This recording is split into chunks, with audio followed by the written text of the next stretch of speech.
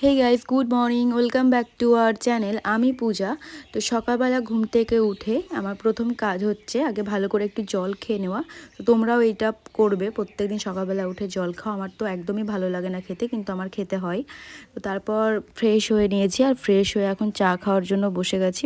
মা চা বানিয়েই রেখেছিল, সেই জন্য ভাবলাম তো চলো তোমাদের সাথে কথা বলতে বলতে একটু চাটাও খেয়ে নিই, কারণ দুদিন হয়ে গেছে আমি ভিডিও বানাইনি। ওই জন্য ভাবলাম যে আজকে একটা ভিডিও বানাই।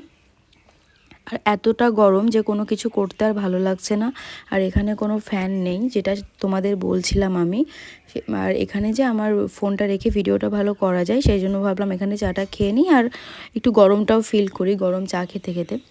তারপর এখানে যে আয়নাটা, আমাদের এই আয়নাটা আমার খুব ভালো লাগে, কারণ আয়নাটা খুব সুন্দর, মানে ফোন দিয়ে ক্যামেরা করলে না খুব ভালো লাগে দেখতে, সেটাই তোমাদের দেখাচ্ছিলাম। তারপর মনে হলো যে একটু চাউমিন বানাই, কারণ আমাদের চাউমিনগুলো অনেক দিন হয়েছে আনা হয়েছে, কিন্তু একদমই করা হয় না। খেতে তো আমার একদম ভালো লাগে না চাউমিন, তো আমার ঠাম্মা মোটামুটি খায়, মায়েরও সেরকম অতটা ভালো লাগে না। আমি ম্যাগিটা একটু বেশি ভালো খাই।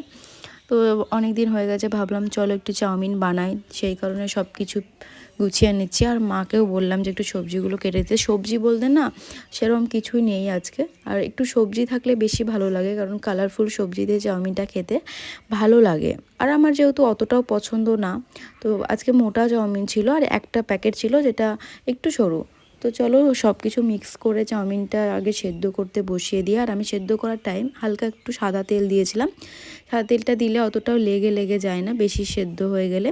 তো তারপর ডিম বার করে নিচ্ছি আমি ফ্রিজ থেকে দুটো। ফ্রিজটা খুব নোংরা হয়ে গেছে, এই ফ্রিজটা আগে আমাকে পরিষ্কার করতে হবে, সেটাও তোমাদের সাথে শেয়ার করব, কিন্তু সেটা আজকে হবে কিনা আমি জানি না।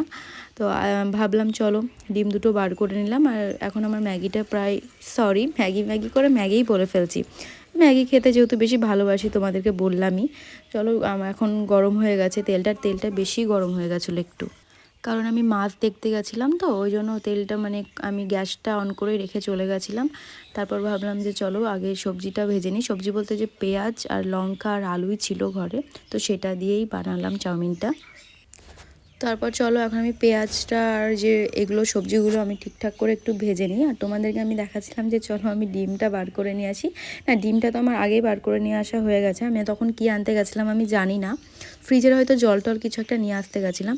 আর আমি এক হাতে ডিম ভাঙতে গেছিলাম, কিন্তু আমি পারিনি, ফোনটা রেখে তারপর আমাকে আবার ডিমটা ভাঙতে হয়েছে। দেখতে পাচ্ছ যে আমি একদমই পারলাম না। অনেকে করে জানো তো, এক হাতে ফোন নিয়ে এক হাতে ডিম মানে ভেঙে ফেলতে পারে, যেহেতু আমার অভ্যেস নেই সেই জন্য আমি পারিনি। তারপর আমি আবার ফোনটাকে রেখে ডিমটা ভেঙেছি। এবার আর একটা ডিম, যেটা একটা দিয়েছি তো দুটো লাগবে, সেই জন্য দুটোই দিয়ে দিলাম।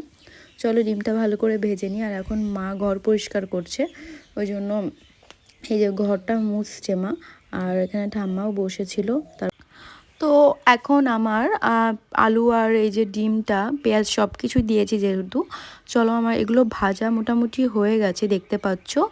এখন চাউমিনগুলো দিয়ে দিই। আর এই যে এতটা চাউমিন আমি সেদ্ধ করে ফেলেছি, কিছু করার নেই গাইস, আমাকে এতটা চাউমিন করতে মা বারণ করলো, কারণ আমি অতটা বেশি খাই না, সবটাই নষ্ট হবে, আমাকে আবার ফ্রিজে রাখতে হবে, তারপর ফেলে দিতে হবে।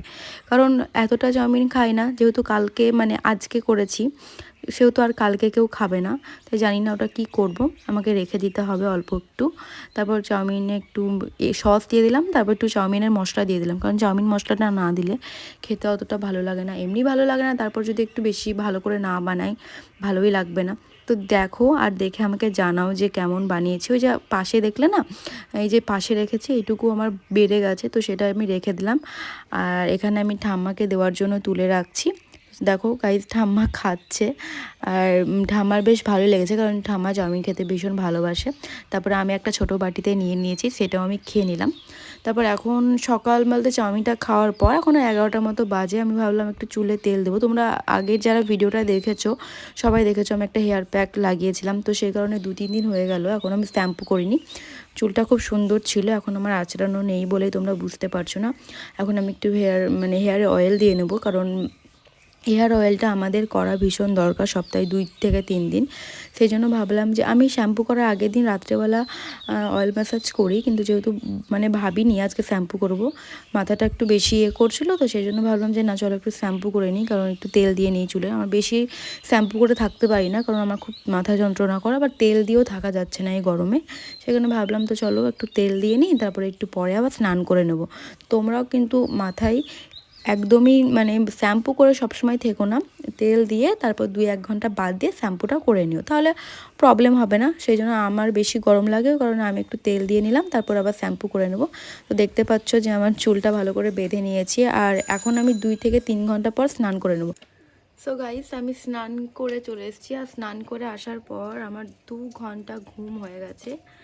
এখন মোটামুটি বাজে হচ্ছে, বলছি দাঁড়াও, 4টে বাজে। তো বাইরেটা তোমাদেরকে একবার দেখাচ্ছি যে কেমন অবস্থা এখন বাইরে। চলো বাইরে কেমন রোদ দেখতে পাচ্ছ, এতটা রোদ আমাদের এটা জানালার বাইরে।